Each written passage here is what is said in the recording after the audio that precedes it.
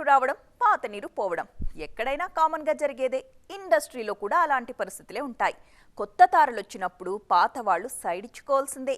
హీరోల విషయంలో పరిస్థితి ఇలా ఉండకపోవచ్చు, కానీ హీరోయిన్ల విషయంలో మాత్రం ఈ రూల్ పక్కాగా అప్లై అయిపోతుంది. ప్రెజెంట్ ఇండస్ట్రీలో ఇలాంటి సిచ్యువేషన్సే కనిపిస్తున్నాయి.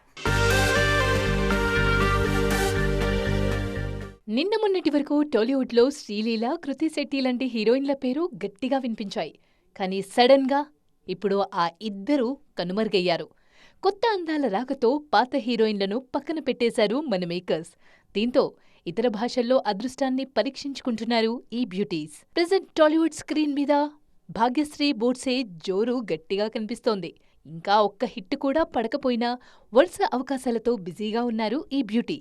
రీసెంట్గా రిటర్న్ ఆఫ్ డ్రాగన్ సినిమాతో టాలీవుడ్ ఆడియన్స్ను పలకరించిన కయాదు లోహార్ కూడా బిజీ అవుతున్నారు.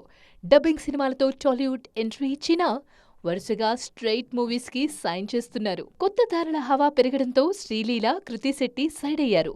తెలుగులో అవకాశాలు తగ్గడంతో ఇతర ఇండస్ట్రీల మీద కాన్సంట్రేట్ చేస్తున్నారు. కృతి 3 సినిమాల్లో నటిస్తున్నా ఆ 3 తమిళ సినిమాలే. శ్రీలీల చేతిలో కూడా 3 సినిమాలున్నా అందులో ఒకే ఒక్క తెలుగు సినిమా ఉంది.